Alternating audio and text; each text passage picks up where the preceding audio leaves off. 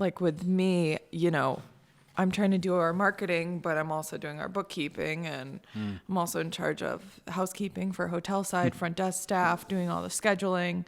So sometimes, when people start to make fun of me, they're like, Caitlin, a lot of thought went into your last Instagram post. It's like steak, click, post, send it out.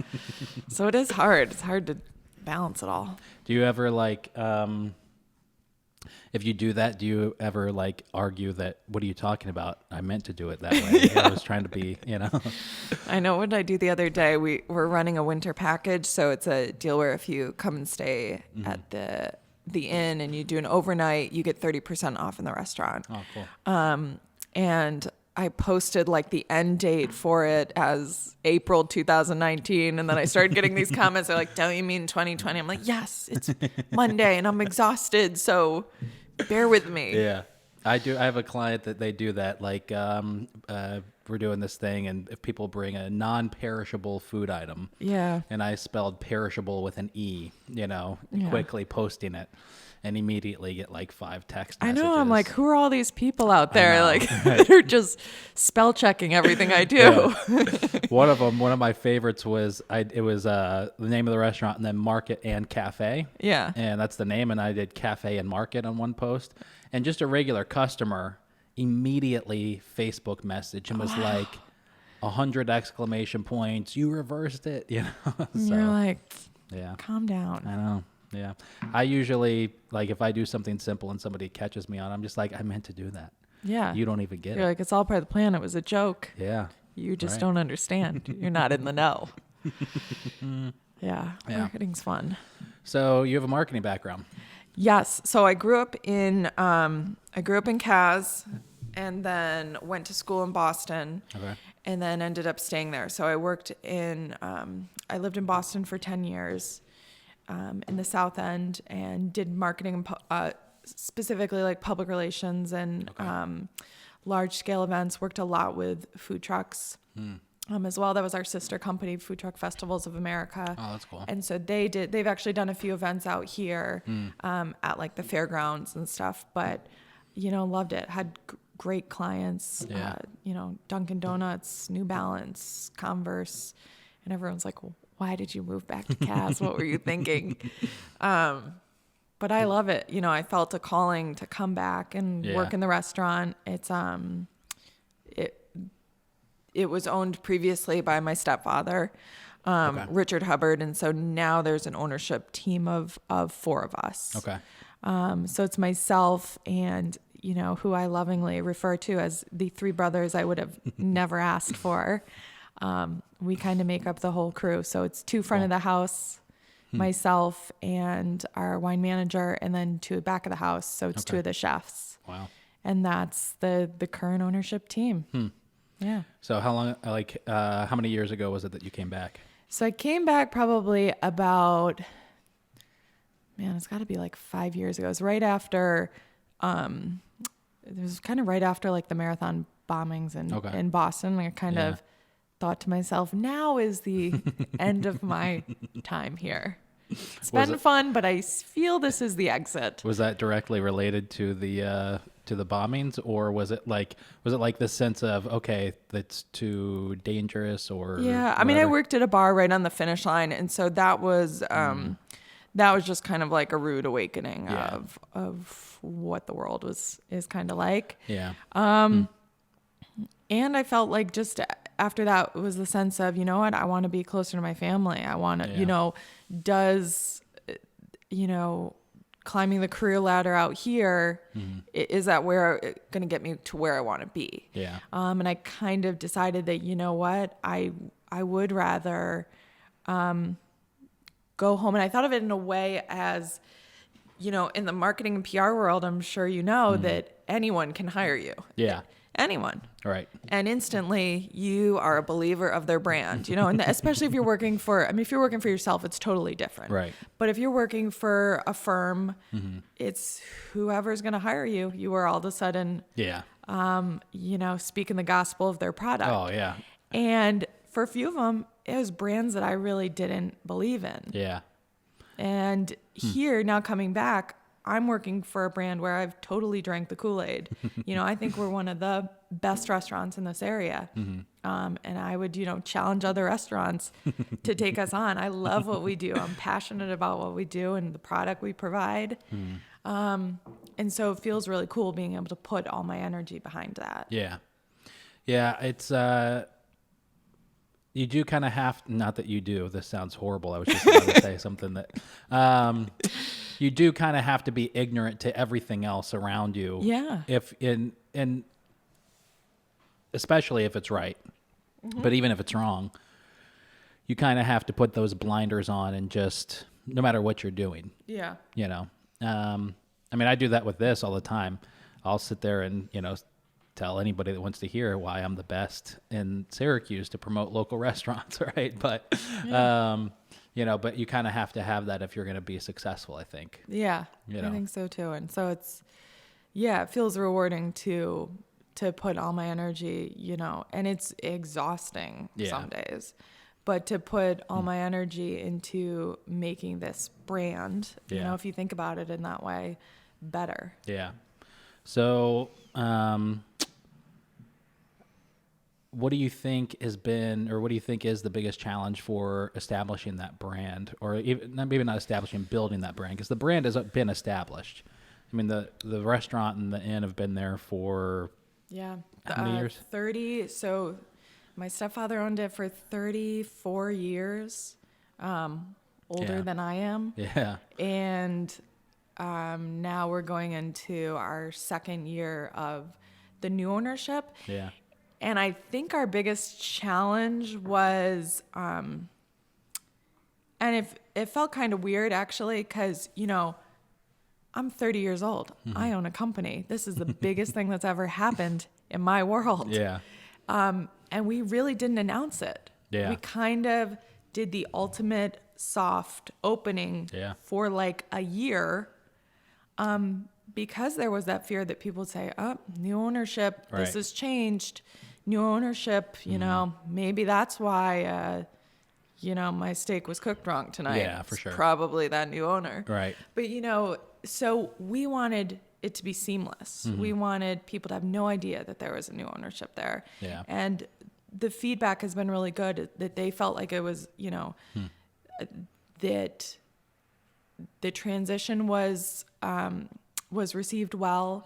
And we've gotten a lot of compliments on, thank you for taking it over, keeping what was beloved about the restaurant, but also investing a lot of money and doing new projects and trying to make everything better. Right now we're in the middle of 2 huge projects, which is redoing our entire outdoor patio so that it's handicap accessible and it's, even, and, correcting some of the things that have just happened over time. Yeah. And then we're also repairing our break wall down by the waterfront, and kind of making that look beautiful. Yeah. And those things are not cheap.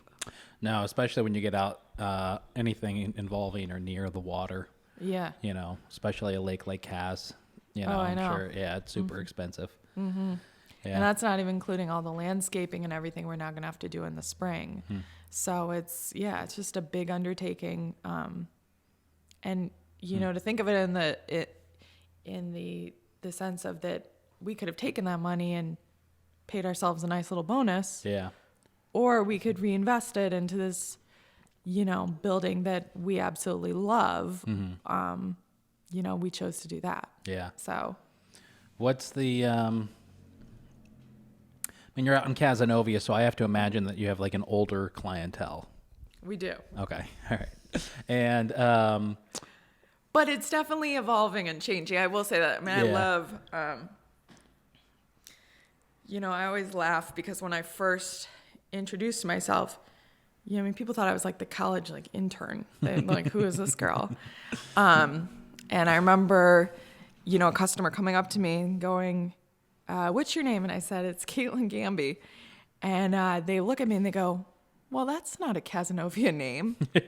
And I just, and of course that's I'm awesome. Thinking, listen, lady, you want to take this outside? I'm just kidding. No, but I thought of it later on. I thought, you know what? Challenge accepted. Yeah. Game on. That's pretty funny. I'm, I came back to this area. My family is from this area, Yeah. and my whole goal is to do amazing things with this property. Yeah. Make it the best it can be.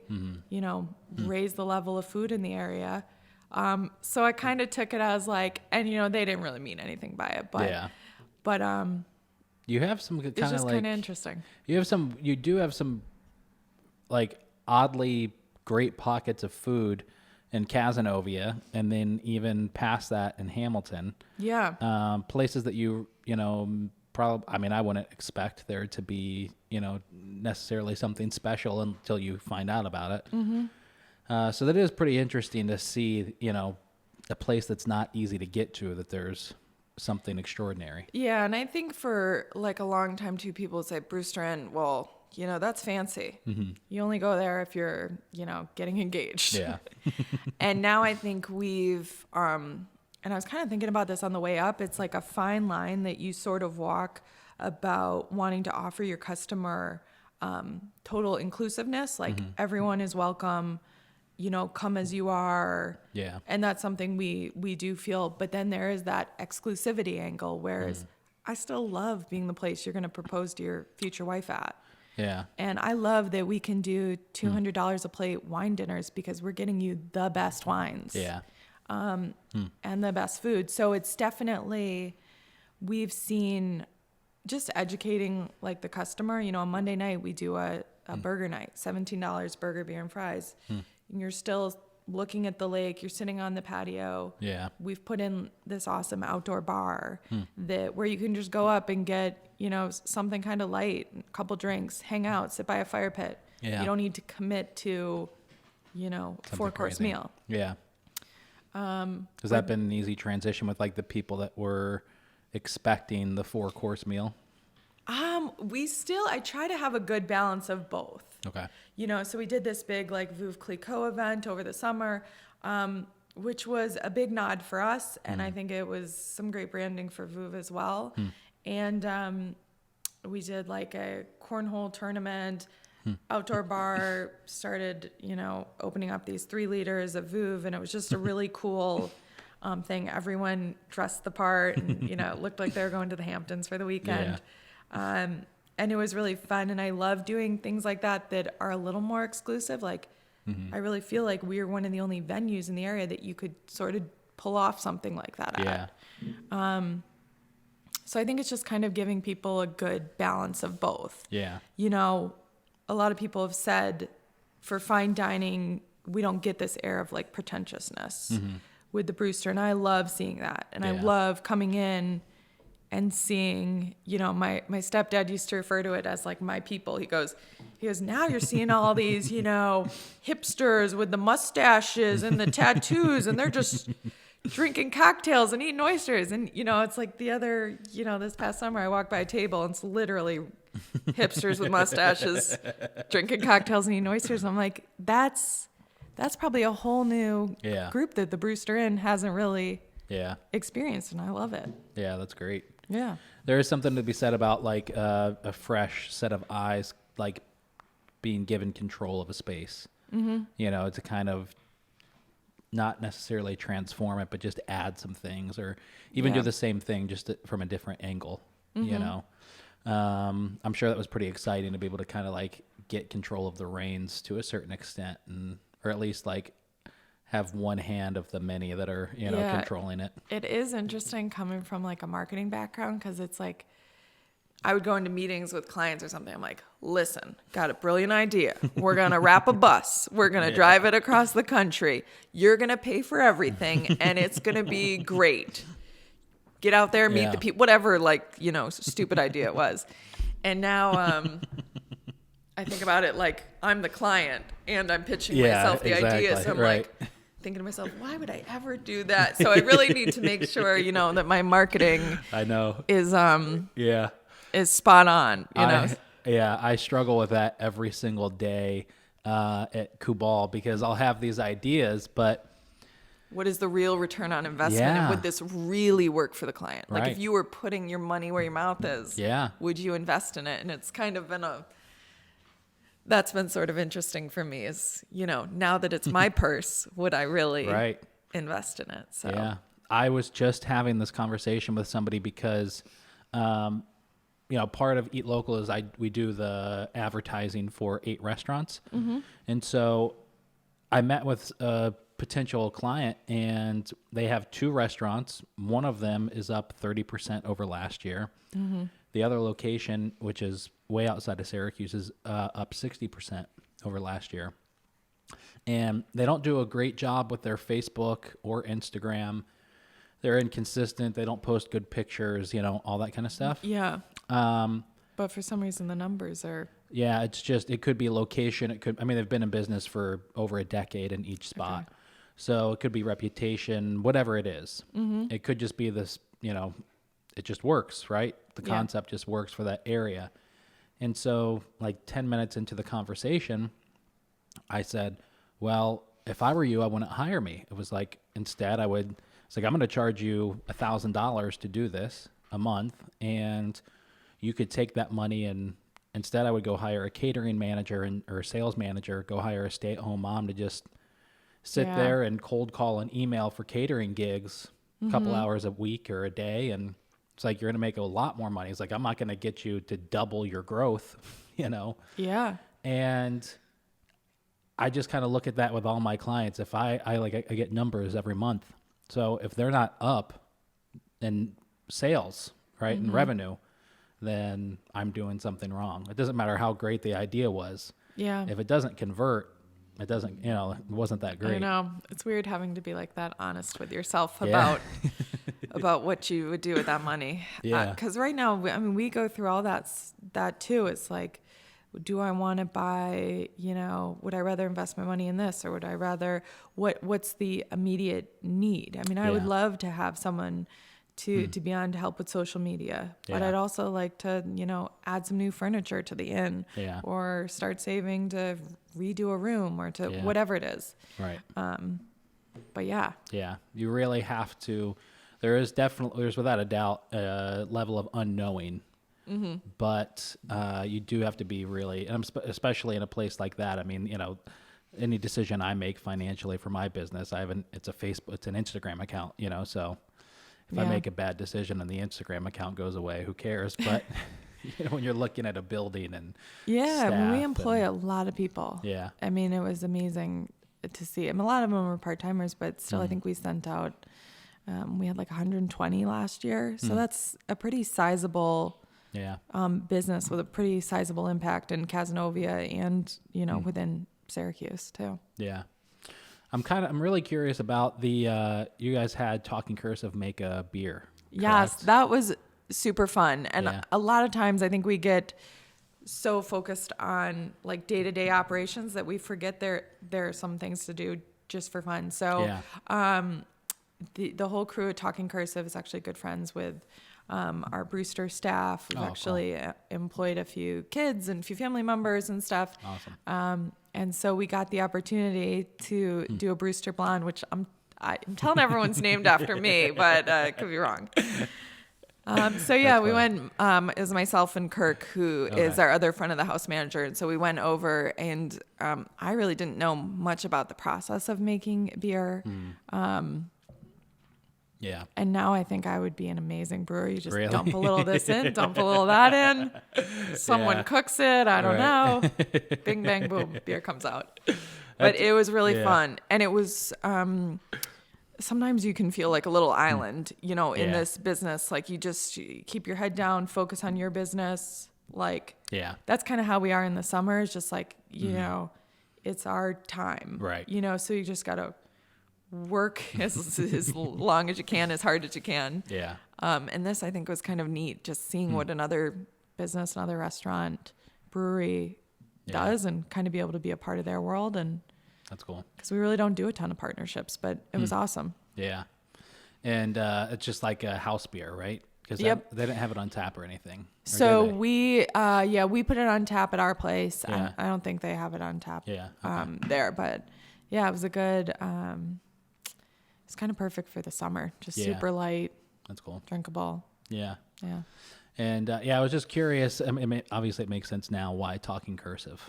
I love their beer. I think they do a great job. Yeah. It's always something different, you know? And we've done stuff with the other breweries too. I mean, at Empire, we've done some beer dinners. Same with Good Nature. Okay.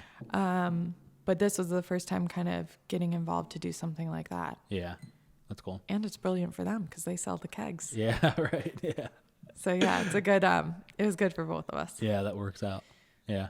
I'm just going to restart the camera real quick. Sure. This is like delicious. Do you want more?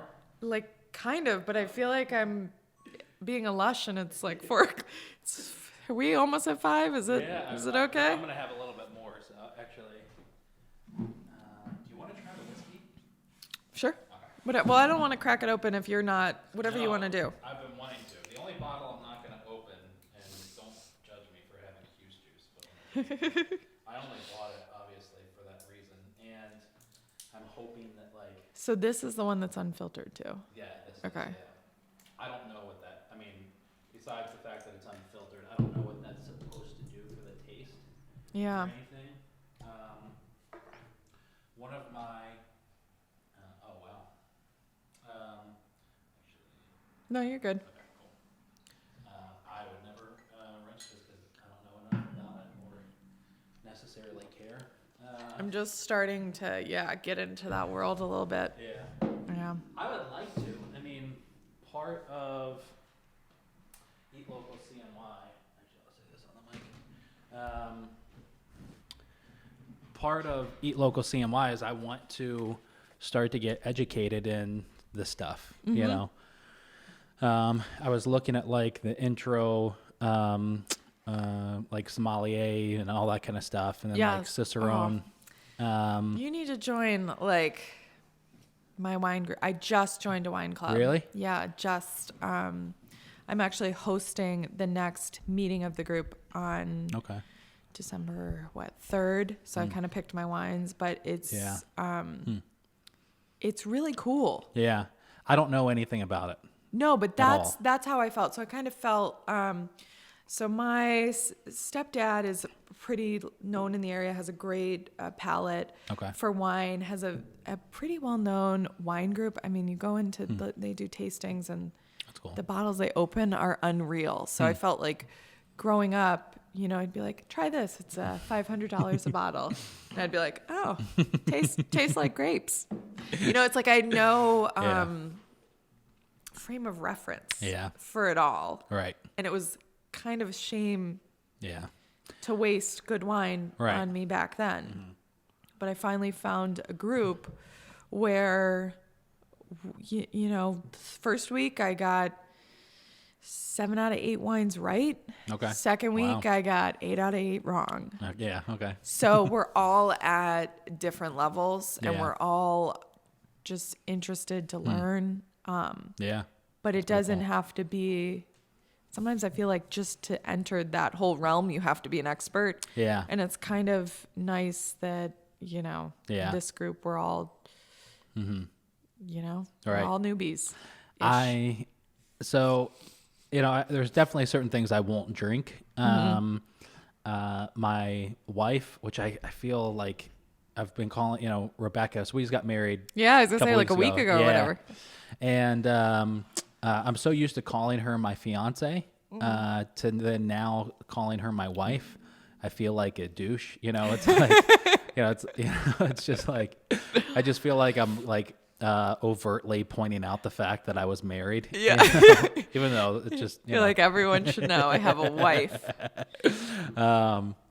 But anyways, Rebecca will drink anything. Yeah. And as a matter of fact, so Friday nights we typically stay in and order pizza and watch a movie or whatever. Yeah. And those nights are usually with Rebecca either drinking vodka and like a shot of vodka basically in a wine glass, and then the rest of it is seltzer water with lemon juice.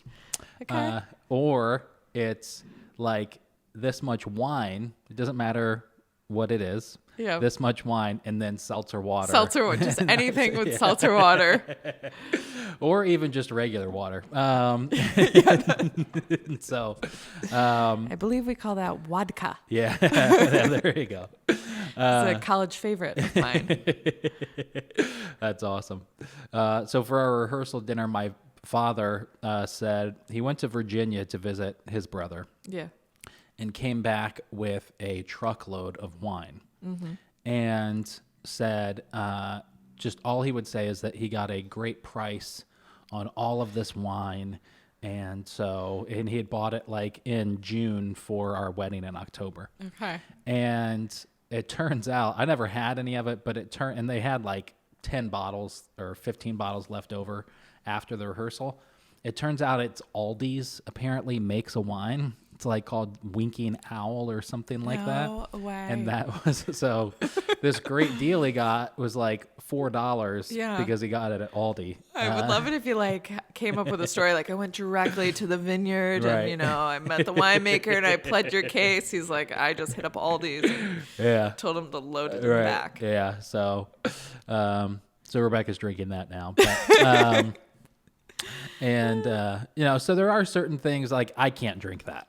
I don't care how much water it's diluted with. I can't drink that. But I also don't have a refined palate. But you think about how much you drink and you don't taste. I mean, yes, yeah.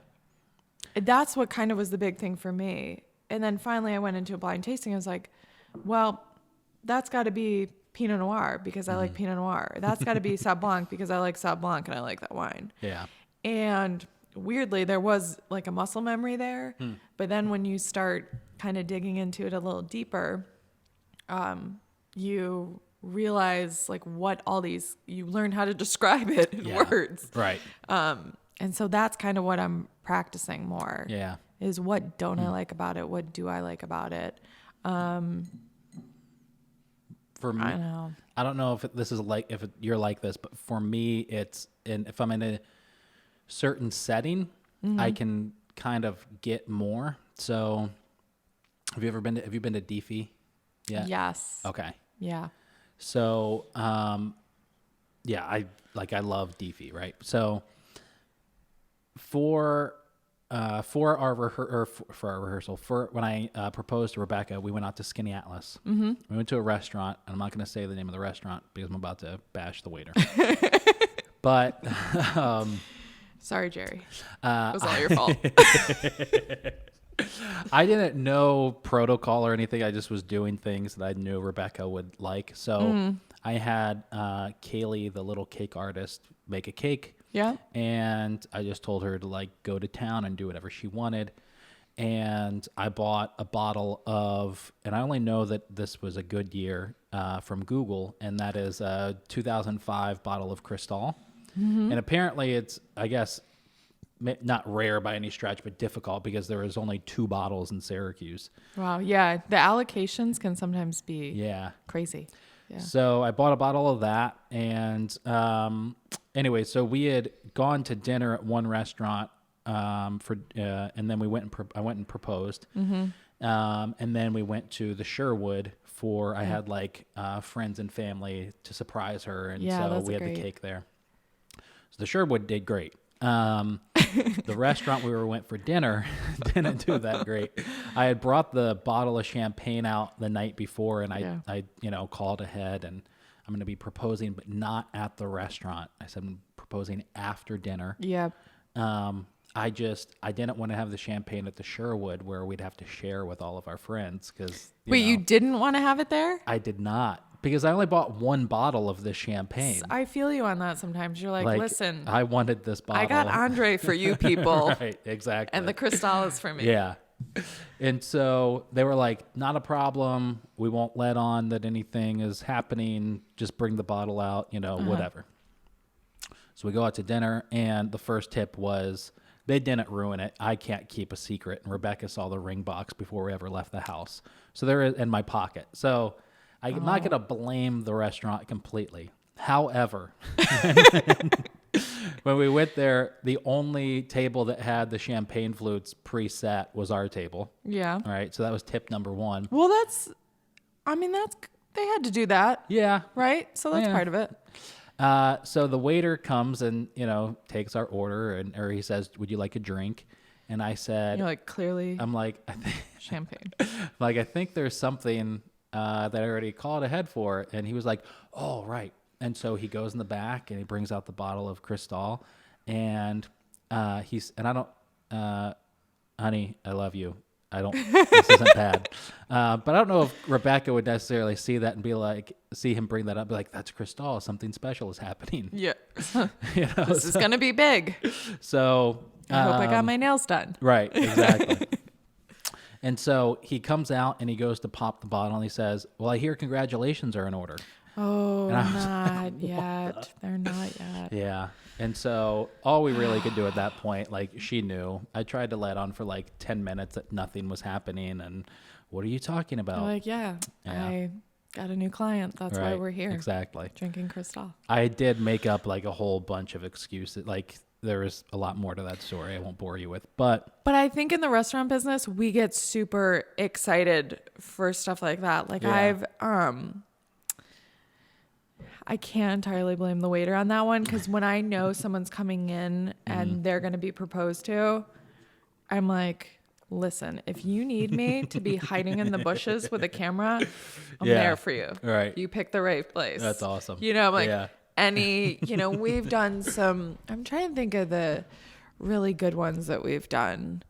But I always try and get, what I always like to do is have, after dinner is served and then before dessert comes, say, you know what, it's a beautiful night. You should walk down by the water and have them go on the docks, drop to one knee. That's nice. Proposal, magic, me in the bushes with a camera, and then come back into champagne and dessert and we all cheer. But I'm like normally the one who's like trying to play it cool, walking on the patio. But then I go over to every table. I'm like, listen, everyone stop talking. Something big is about to happen on the docks. We're going to need a group cheer in like 30 seconds. And they're all like, but we have a lot of fun with it. Yeah. It's kind of cool because I've seen people come back, they're like, remember we proposed 3 years ago and here's my wife and here's our kid and we're pregnant with another one. And that's awesome. So it's really, it's interesting to see. Yeah.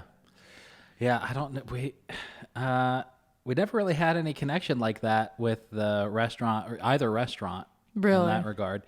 We, no, it was kind of, I think I was just like in my head thinking, because there was a timeline. We had dinner and then literally it's funny that dinner took so long that as the entree got set down, at that point I said to Rebecca, okay, we're doing other things and you can't eat. We have to like take 2 bites and then get it to go and we have to leave. No. Because we got... You had family waiting for you, right? Well, we did have that. Adam Weitzman let me use his house to propose. So... Okay, so now I know where you had dinner. Yeah, well, I don't know. It wasn't at Adam's restaurant. Oh, okay. Yeah. I'll tell you off Rosalie's. the podcast. No, it wasn't Rosalie's either. No. I know there's only like one other, 2 others. But so we had to get to Adam Weitzman's house because he had like left on the boat and emptied everything out so we could use it. So that's super awesome. Yeah. It was right in like his garden. He has like this crazy Vegas fountain, there. And I follow him on Instagram, and I think that's what a restaurateur's life is supposed to be like. Where did I go wrong? Yeah. Right. Yes. Yeah. I couldn't imagine the responsibility of like the Krebs in Skinny Atlas. Yeah. Yeah. But yeah, so that was, we were like, dinner got sat down and we were like, we have to actually, can we get a box? We have to go right now and you have 5 minutes to get us our check. Yeah, it was pretty intense. Oh my gosh. Well, yeah, you did it. We did it. Yes. Yeah. Yeah. And then we got married. So that's awesome. Yeah, it was fun. And now you're a whole 2 weeks in. Yes, 2 weeks Married in. life. We lived together for a little over a year before we actually got married. So it was, not much has really changed except for a ring and, now I say wife instead of fiance. But yeah, although I do feel more if I'm driving, especially like the week of the wedding, I was very particular. I was like making sure I signaled and looked both ways. I was like, nothing can happen to me because now Rebecca, if anything happens, she'll be all by herself. And that's now you're a responsible driver. Now, yes. Now you're I welcome, am. Syracuse. Yeah. Whereas single me is still driving recklessly all over the city. That's awesome. Yeah. Yeah, it's pretty fun. Yeah. So just especially that week of, I was like, I can't do anything stupid this week. Yeah. So, yeah. It's an interesting way to think about it. Yeah. So I told you that entire long story to say this other story. Rebecca and I, after we got engaged, went to dinner at Deefy. And Cody, you know, I'm not friends with Cody, but you know, if we see each other, you know, we're Facebook friends and all that kind of stuff, you right? Give each other the nod. Yeah, like we'll stop and talk, and you know, I've met him more than a few times, and he was one of the first on the podcast. Very cool. We went to dinner there one night, and just out of the fact that I had bought it, it was like a month after we got engaged, I said, we had this bottle of 2005 Cristal. And he immediately assumed that I knew something about anything. And that's when you're like, gotta go. It just was. No, he like went into the cooler and brought out like 5 bottles of something special because he went and got it. And it was like these 5 different champagnes, and just had us like, we had already paid for our bill and we're like, had our coats on, and he was like, no, sit down and try these and, you know, let's talk. So that's awesome. Yeah. Last time I was there, he pulled out, it was a great Irish whiskey, I think. It's like $50 a shot, but it was pretty fabulous. So, yeah, they've got some good spirit knowledge too. Yes. Yeah. You know, sometimes you don't get that at places. Right.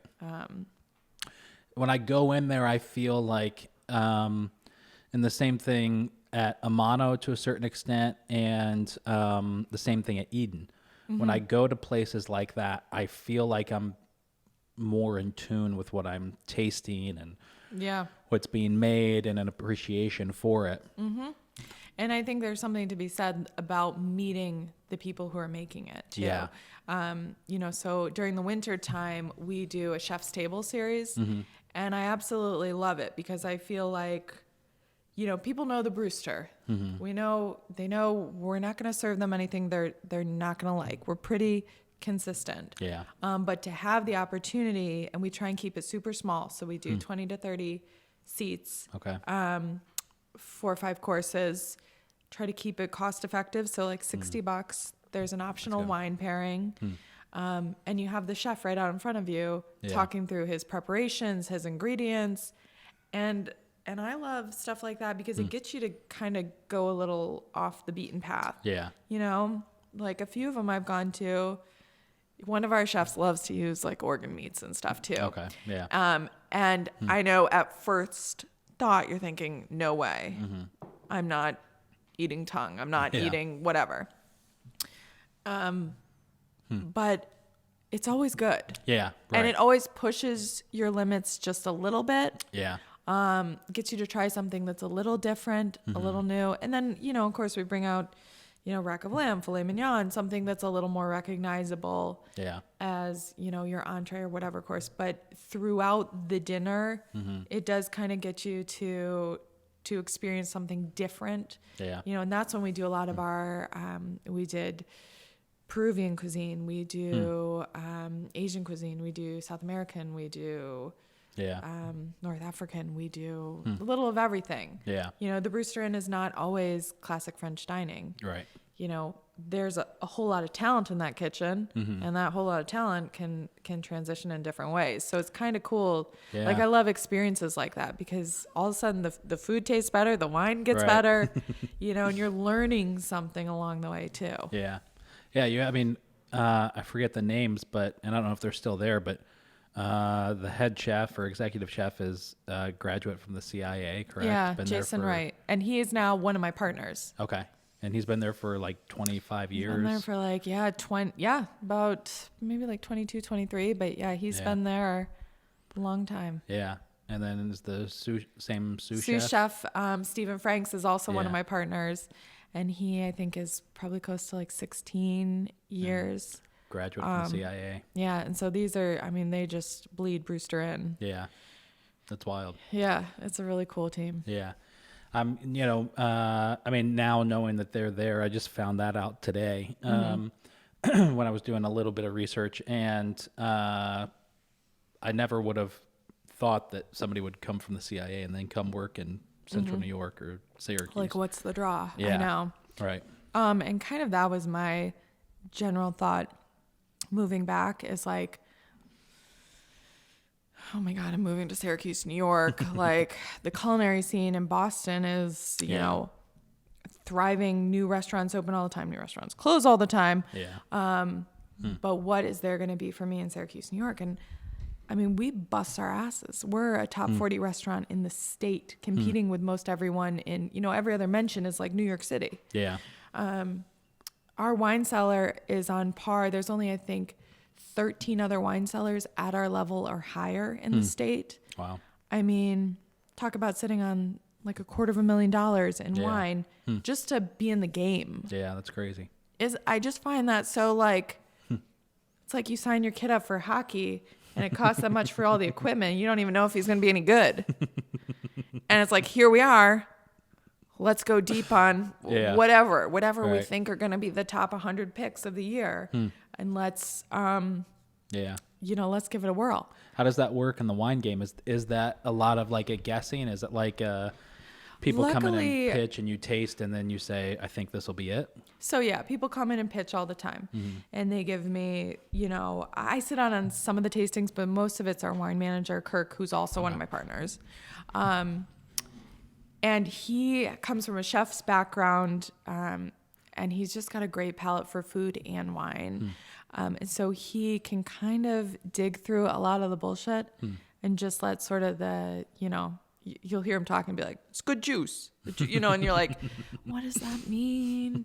But he really knows how to just dig right through all the marketing and the stories and the terroir and the slope of the hill and, you know, the beautiful names behind this wine and say, is it good or is it not? Yeah. And so it's kind of neat to see when Wine Spectator puts out their top 100, how'd we do? Yeah. You know?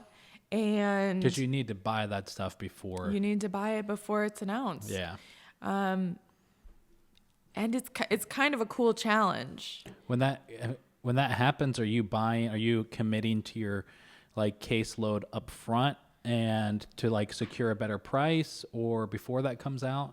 Or how does that work? Because I think of like other not even close to the same par restaurants, but you know, I'm sure it's a very different story. You know, they're coming in with wines that they can get for a certain bottle price. I mean, sometimes that's what happens at other places where it's just like, we need a Pinot Noir on the menu and this is coming in at $5 a bottle and you can make really great margins. But for most of what we do, which is we want to be an award-winning cellar, is you don't have to have a ton of bottles of each, but you do want to buy enough so where you get, you know, certain discounts. But so that it's that it's something where it's more like when you feel the, like the consumer will be asking for it, you want to be prepared, you want to have enough in stock for them. But you're not going to load up. But then there are certain things too where you might find a really great wine, but there's the educational piece that's missing. Is the general consumer might not know that grape varietal, they might not know that town, region, whatever. And we kind of set ourselves up with the challenge there is, will we be able to hand sell this to consumers? So say if you like, a Malbec, here's something else we think you'd be interested in.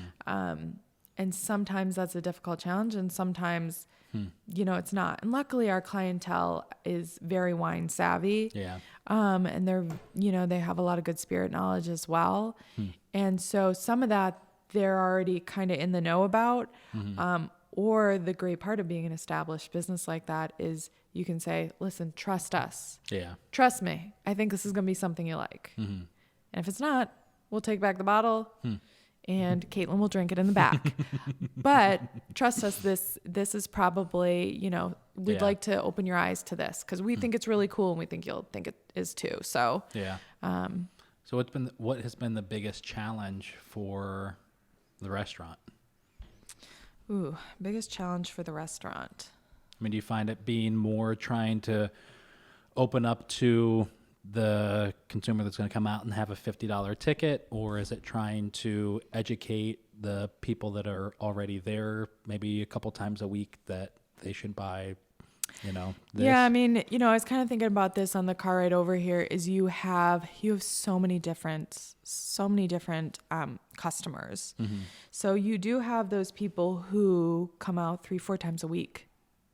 And we try, right? Cooking's lame. Please come out 3-4 times a week. And we try to accommodate them. They're great customers. They're awesome people. And they're just like me. They don't cook at all.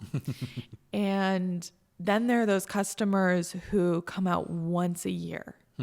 And literally you see them walk through the door with all their hopes and dreams of this better be my most amazing night out because it's my only night out that I'm coming this year. And so you do have to kind of balance that. And that is definitely tricky. I think the hardest challenge for me is so in my marketing days, you'd always do your market research, figure out who your customer was and how to target them. And I think for us, number one, I don't have a ton of market research dollars. Yeah. But also I think my customer is always evolving. Yeah. My customer can be that 60 plus person retiree maybe that has a little extra cash to spend and they want to do the more exclusive things like those specialty dinners. They want one-on-one time with the chef. They want to come in and say, I'm going off menu tonight. And have us just prepare something on the fly for them. Or then I have the customer too who they've never been here. This is a big deal for them. Maybe they're a little younger. Maybe they have a little less to spend. Maybe it's a really important occasion. So it's kind of learning how to accommodate for both. Yeah. And they want to feel, I have people call and go, I don't know if I'm dressed nice enough to come into the Brewster tonight. And I just say, come in, just come in.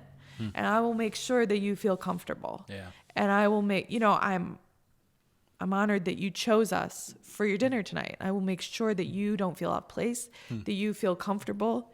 If you would like me to walk you through every single dining room to pick your table, I will do that. And so it's just dealing, that's been a challenge to me, honestly, personally, because, I haven't always been calm, cool, and collected.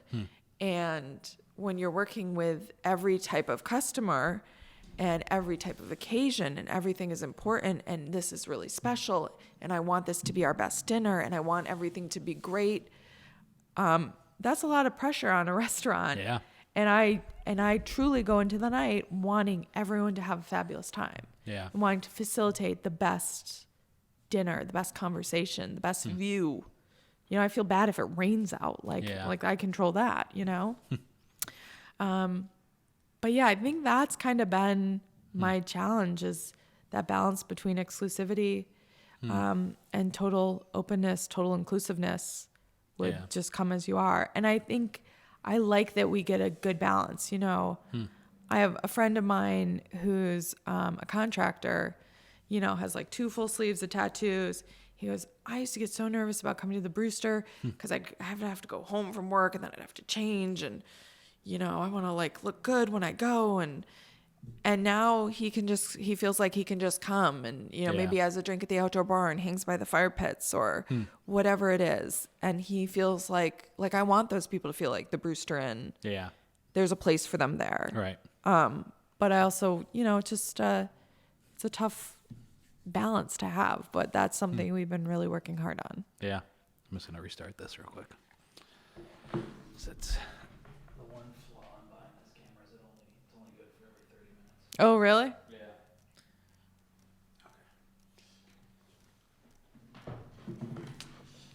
Okay. Yeah, like I went to Eden last night for the I farm still to haven't fork. been. It's good. Yeah. So I wanted to go, and then I couldn't get reservations until. Oh, really? Yeah. I've only eaten there once, and Rebecca was out of town. She works half of her time is out of town. So usually I'll just like on a whim, I'm going to go there. And so that's what I did that night. And I went late. It was like 8:30, 9 o'clock, I think. Mm-hmm. Yeah, I think that was the time that they had open, and I just couldn't. Yeah. If you live in Kaz, that's a lot. I know, right? Yeah. So I think I just went to like Alto Cinco and crushed a bunch of tacos. Yeah. Well, maybe just as good, I hate to say that, but like when I was at Eden, when I had dinner there, I just sat down and like I ordered, and then Ridge came out and saw me, and he like got the ticket. And if I was sitting here at the bar, the kitchen was like where the camera is. I mean, that's like how close I was. Oh, really? Yeah. And it's all obviously, it's all wood fired. And even watching last night at the Farm to Fork dinner, it was Chance Bear, Alex from Amano. I love Amano. I was actually at Amano last weekend. Yeah, they're great. They do a great job. Yeah. So it's Chance, Alex, Mike Brown, who's at the Fish Fryer right now. Okay. And Rich. And then they all had, like Alex's girlfriend, Laura was with them. Mm-hmm. And she's absolutely phenomenally talented. And then their like people were all with them. But it was amazing to see all of those people in this just kind of tiny space. I mean, this studio is bigger than the kitchen there. And isn't that crazy? It's nuts. And the fact that it's all wood fired is just blows my mind. Yeah. That I bet it was hot as hell in there. It wasn't that bad last night. No? Yeah. Okay. I think when I was there for dinner, I was like sitting there and I was like, oh my God, it's like a furnace, like it's a flame, it's a fire, right? So, can you turn that down? Yeah, exactly. But when I was there for dinner, Rich like saw the ticket, and I just got like the steak or whatever it was, and he was like, "That's all you're getting." And if I trust the restaurant or the chef, I'll just say I'll have whatever you think I should have. I love doing that. That's the best. It really is. I say that when I do at Deefy, we just get the 4-course, and I just say that I'm like, whatever you want. What you think I should have, that's what I'll eat. I think that's the best if you know the person. Yeah. Or know that you can trust what they're going to make. Yeah. There's there's restaurants I've visited in the area. I will never, ever eat there again. Just having gone in the kitchen to take a picture, of something for them. And I'll never step foot in those. So I'd never walk there and tell their cook to like make whatever you think I should have. Yeah. But that's always fun because just pushes you a little bit to say. Right. Like, why not? Why it's not? Fun. What are they going to do? Poison me? You're right. So it's cool.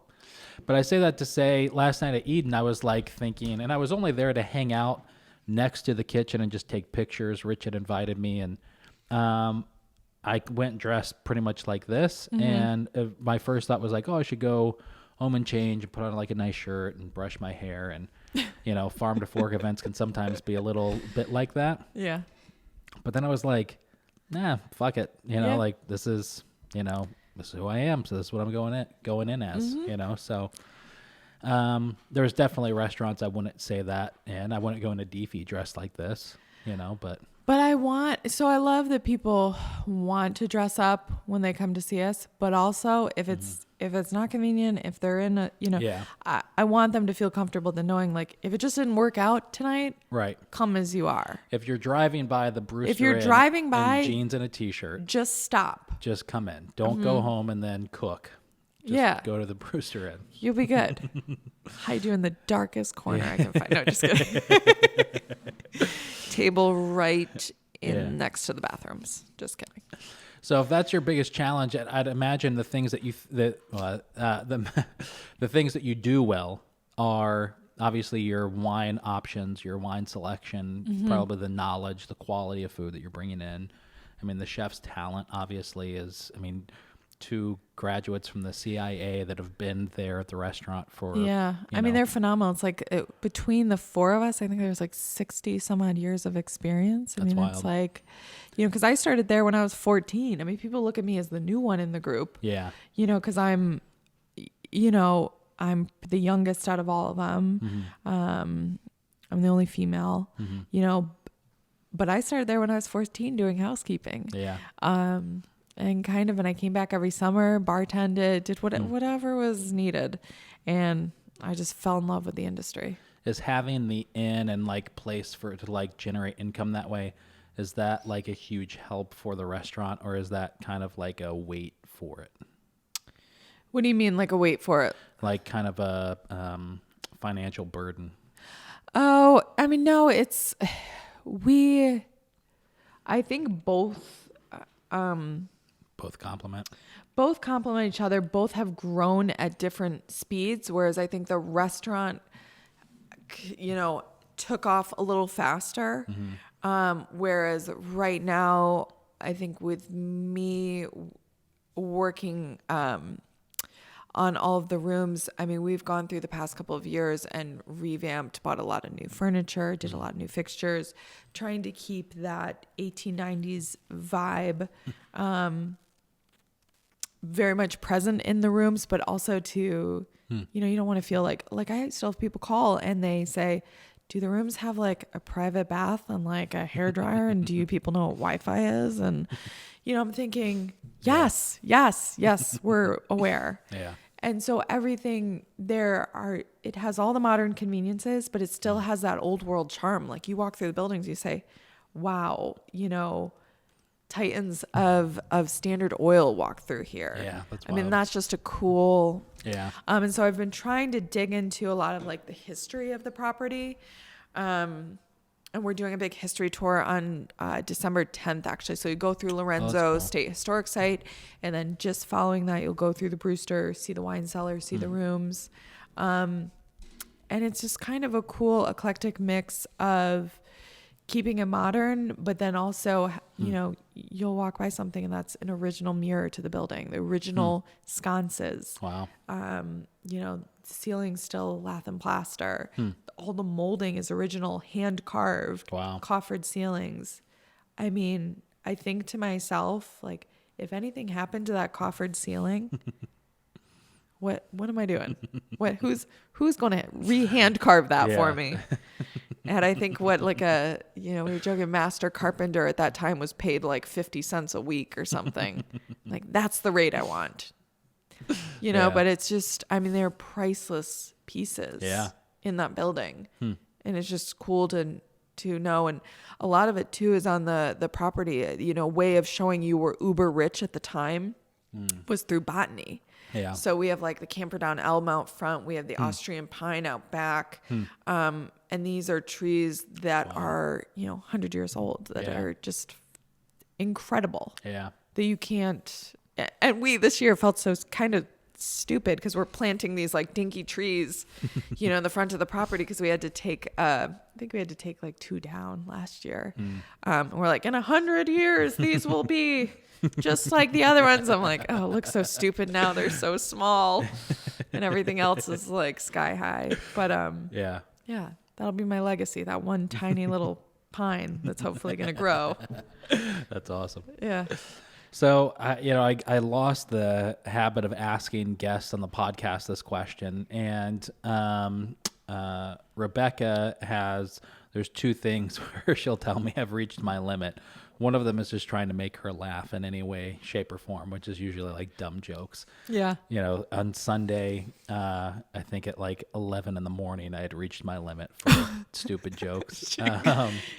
She called you out. Yeah. She was like, you're done. That's it. You've reached your limit. It's over. And that's only 2 weeks into marriage. My God. All right. Yeah. Right, yeah. The other thing that I reached my limit on is talking about upcoming recession. Which oh no! Here we go. Right, but what you don't? Do you hear it? Do people always talk about it in your circle or whatever? The upcoming recession? No, I don't hear as much. I just have my blinders on that it's all going to keep going well. Yeah. I mean, I know nothing. I always have to say this. I know nothing about money or the economy or banking or anything like that. Yeah. Absolutely nothing. Nothing. Give yourself a little credit. But I, like everyone, I listen to podcasts and then am an expert on that subject matter. Yes. And I've watched, what's the movie? I always say it's Moneyball, but it's not Moneyball, with Steve Carell and everybody else in it about the 2008 banking crisis. What? Oh my God, that's going to drive me crazy. Did I miss some? See, I don't watch any TV, so I feel like I live under a rock. Really? Yeah. You don't watch it? No, I watch. So I just am so busy that I finally canceled all my cable. Wow. I finally figured out how to hook up like Netflix and Hulu. And that literally took me some time. And I've just been watching Ugly Delicious, and I'm so happy. Yeah, isn't that great? Just watching food. Yeah, I know. I know. It really is. I haven't seen the newest one with, is it that Seth Rogen's in? Yes, breakfast, lunch, and dinner. I haven't started that and yet. Seth's is so good. I mean, literally. Is it? He's just high. They're both high the entire time. And part of me is like, is the food even that good, or are they just so high? Right. But it's just so funny to watch. And then he did one with Chrissy Teigen. Okay. And they did Marrakesh, and that was really cool. Made me realize that I don't travel anywhere, and I should probably go see the world.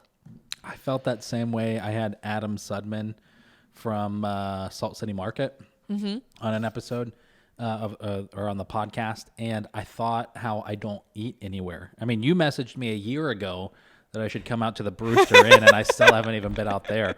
I go to these same places all the time. I mean, like, but I'm a victim of that as well. Yeah. Like I eat at the Brewster Inn way too often. Or I go to Alto St. Gotan. Yeah.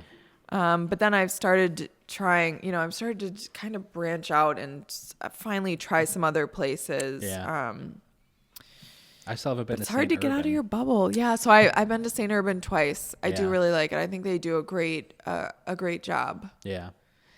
What I would give for a restaurant that had only like 10 tables. Right. Right.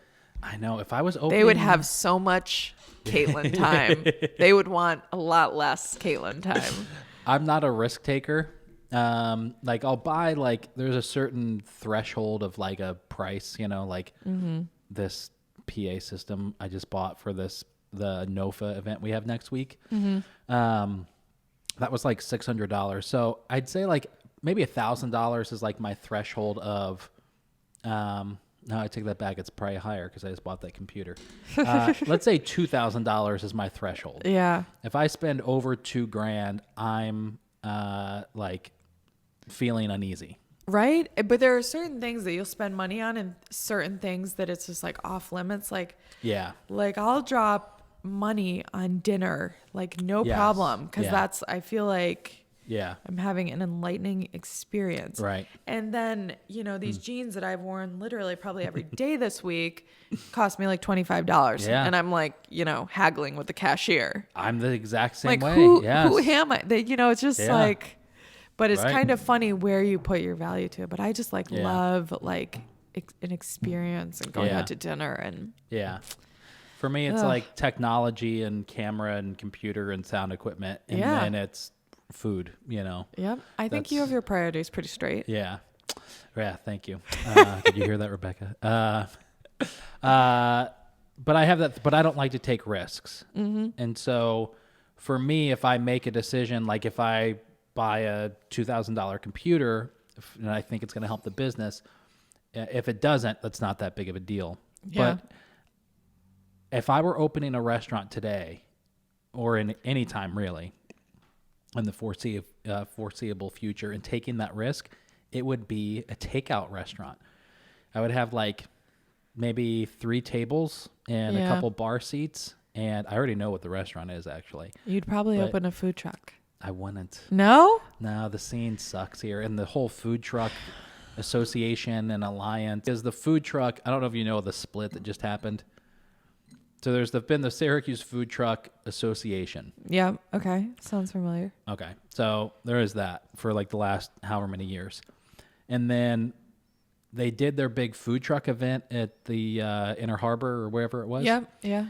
And two of the members. I heard it was great. No? No, I think heard it was went good. really well. Yeah. A couple of my friends went there and they said good things. But two of the members of the two other food truck owners broke off, said that, whatever. And at the event, at the food truck event of the year, went around and started recruiting other food truck owners to go join their new food truck alliance. And so now you were like food truck association. It is crazy because stuff like that happens where it's you just got to work out your differences because you can't have 19 million organizations. Right. It's just super annoying and nothing gets done. And you can't copy the same thing. You can't have the same business model. Right. You just got to get along with each other. I can't open up another historic restaurant on Casanova Lake. That's great for weddings. I'd be in the parking lot slashing your tires. But I can't do that and think it's going to work. Right? Yeah, true. I mean, I laugh about it truly, but there are places, we'll have people say, blah, blah, blah restaurant. Every time you put out a new menu, they take a copy of your menu and they try to recreate it. Don't. Stop doing that. Yeah. Do what you do best. Yes. Do what you do best. Yeah. And if it's, French fine dining, but you bring it to a level where you're challenging us, where we're saying, hey, look what they're doing. Maybe we should think about doing that. Everyone's got to stop copying each other. Yeah. It's just exhausting, right? It it's is. like come up with your own thing. Yeah. And especially when they try and do it so close to one another. And the consumer doesn't want that. But I don't know if the consumer knows maybe not all of them, but I think there's the majority of people don't get it. They just think another new whatever. Yeah. That they don't necessarily look at it as, they're just copying this place.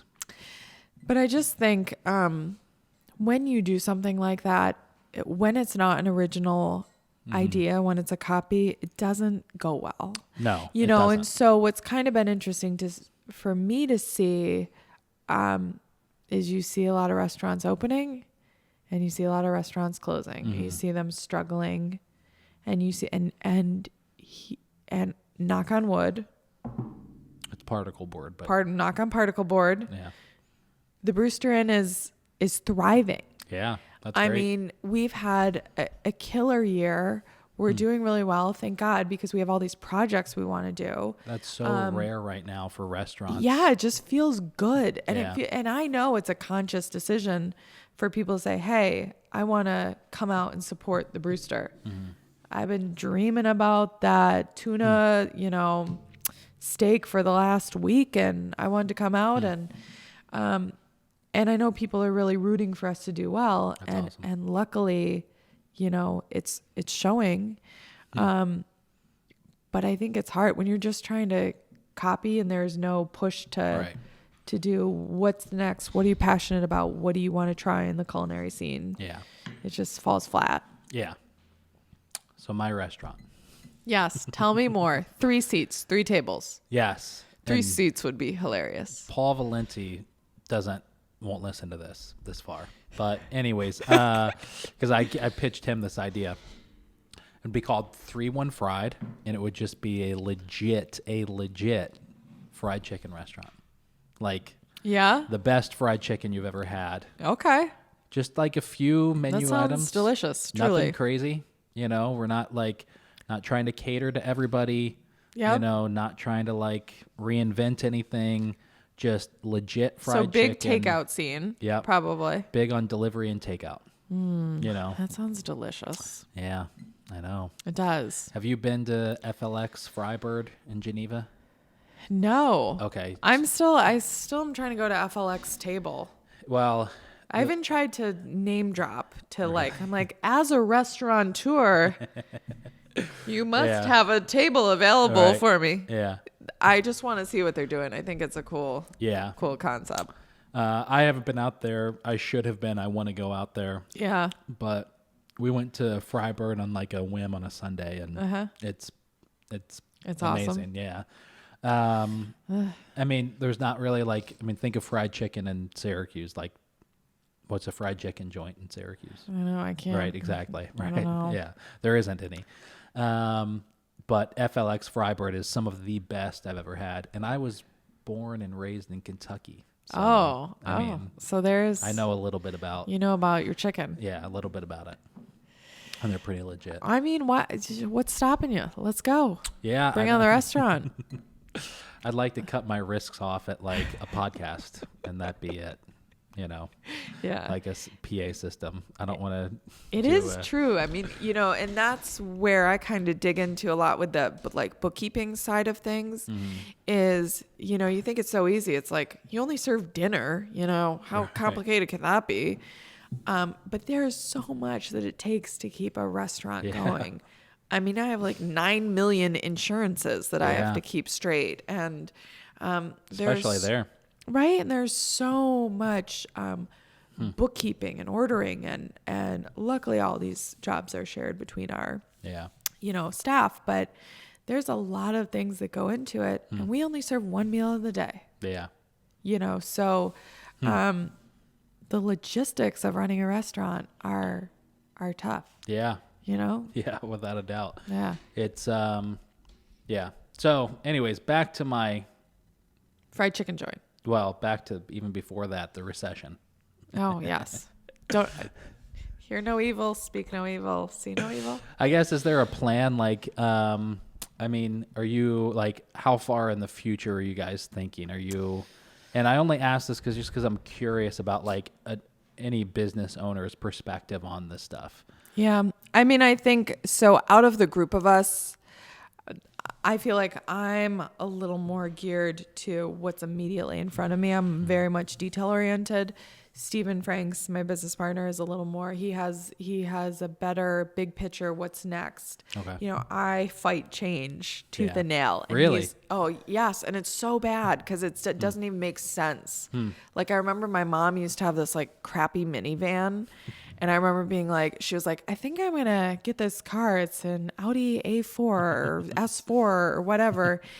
And I remember being like, Mom, you wouldn't do the minivan dirty. Why would you do that? Why? Why would you ever want to sell the minivan? She's like, it's called evolving. With the marketing and like working in that. Oh, yeah. field. No, I'm like, let's keep sending faxes. No, I'm just kidding. I have clients that send faxes every day, so yeah, no. That's awesome. No, it's I mean, I guess in certain compartments of my life, Yeah. But yeah, there's some things that I'm just like resistant to. So we talk about like, what do you see the Brewster? What do you see this looking like? This property changing. I mean, and it's changing constantly. It's got to be more challenging though at the Brewster because you have such the history of the building and, the property and everything. You want to keep the authenticity 100%. Yeah. But you also don't want to ignore that your customer base is changing rapidly. Yeah, for sure. And if this was a client of mine in Boston, we'd invest a ton of money on doing market research. And I'd get to hear, why everyone purchases what they purchase.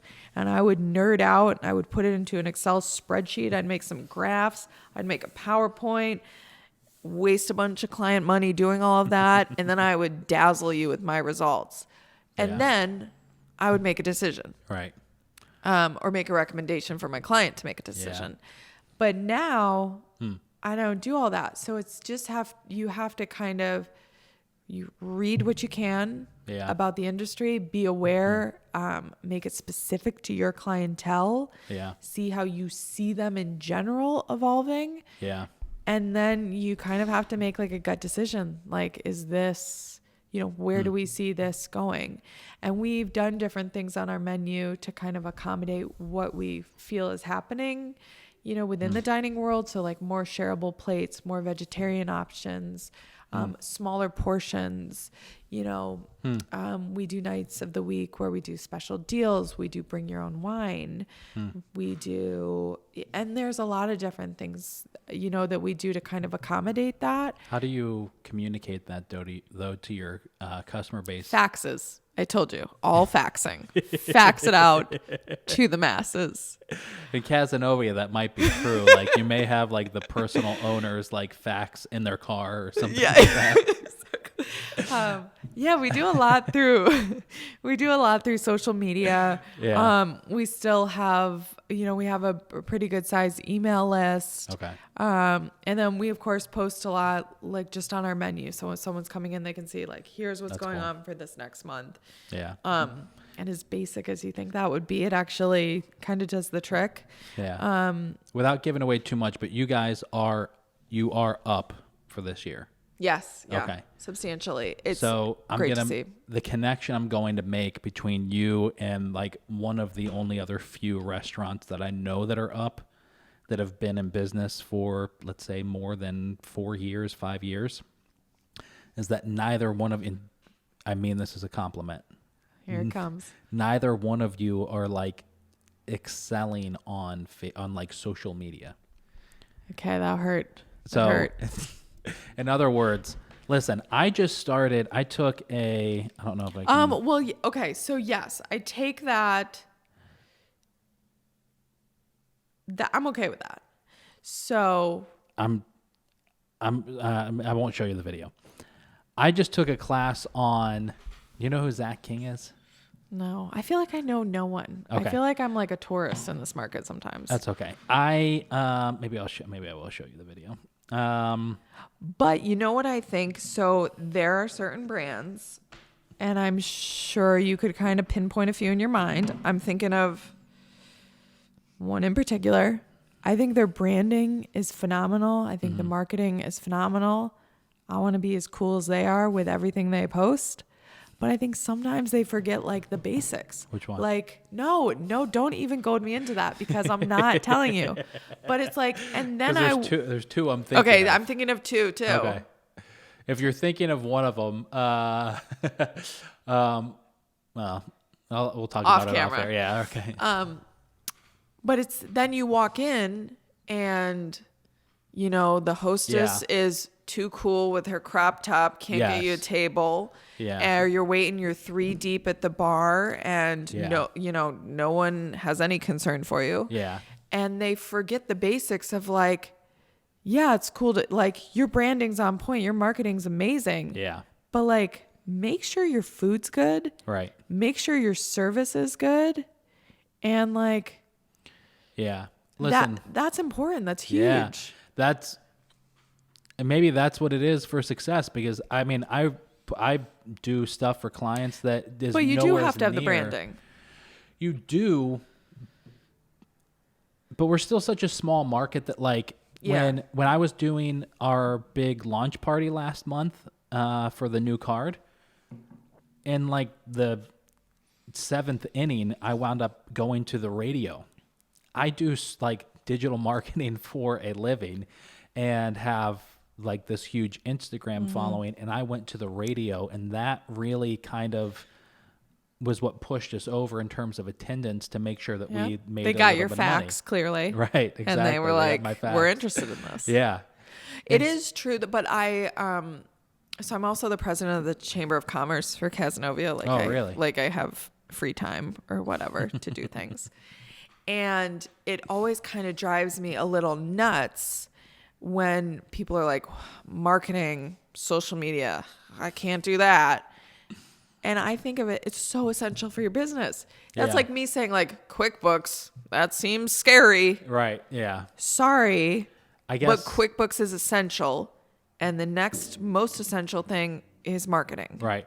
My question, I don't think the question still is anymore, is social media essential? I mean, it is there are some businesses I run into and they're like, should we get on Facebook? Is it going to stick? I get like, there are still some in the area. You're blowing my mind right now. The question is, for me, how much of it? So, like, I'm going to show you this video, and you're going to think it's the best thing you've ever seen in your life. All right. So obviously nobody on the podcast is now going to hear this. Oh,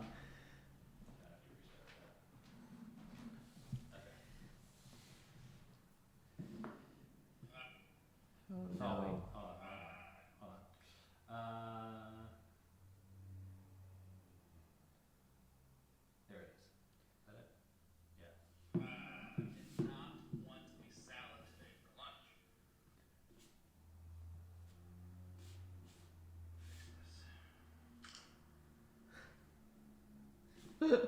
Right, so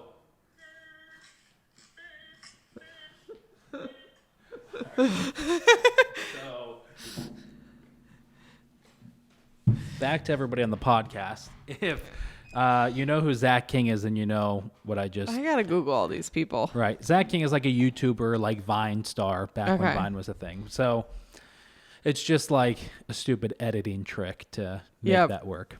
But I'm now like going all in on that type of a thing and thinking that it will be that's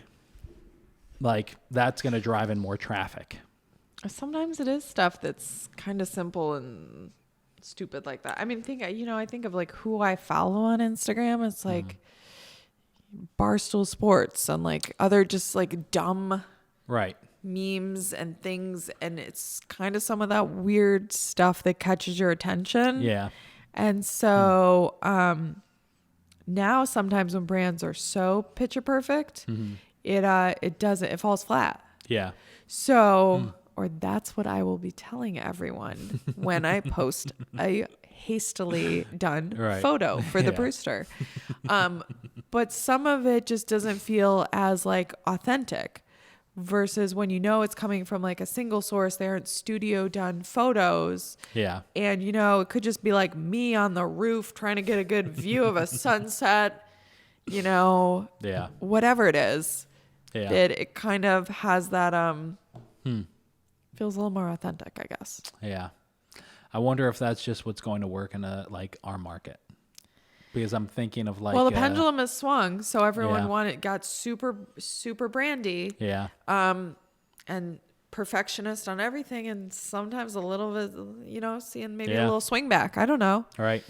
That works well for my model of business, but Yeah. I don't know. Maybe it's not a thing. Yeah.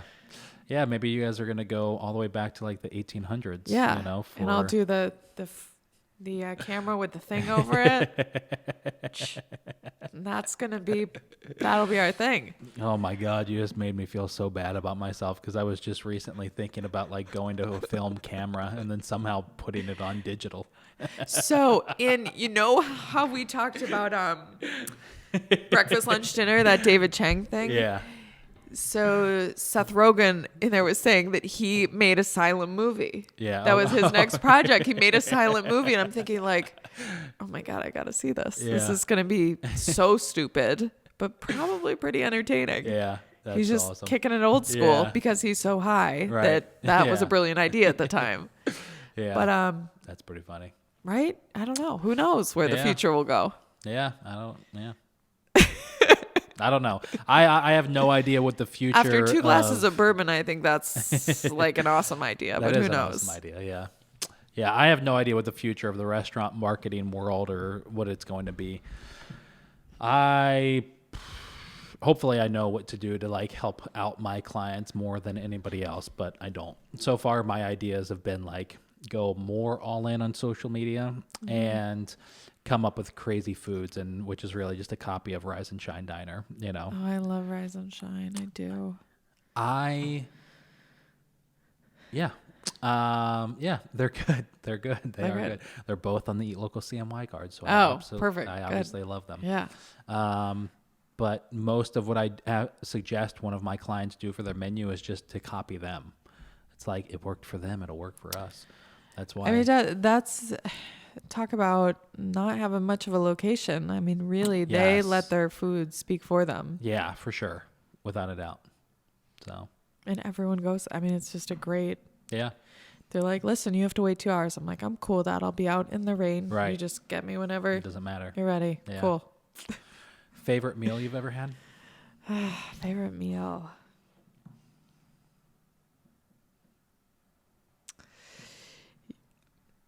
an old favorite. It can't be at your restaurant. Either. No, it can't be there. It doesn't have to be from another one in the area, but. Let's see. Favorite meal. I'm trying to think of just the other restaurants I love. I mean, now you're really putting it on. I'm trying to think of all like the fun dinners I've gone to, and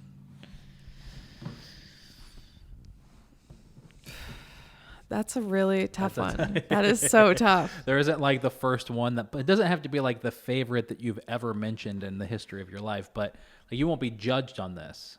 But like, what's the first, if I say like the best meal you've had, what's the first thing that pops into your mind? I think of course, the fabulous meal at the Brewster Inn. Second, I do get some serious cravings for like lemongrass, and I just think they do. Yeah, I've never been there.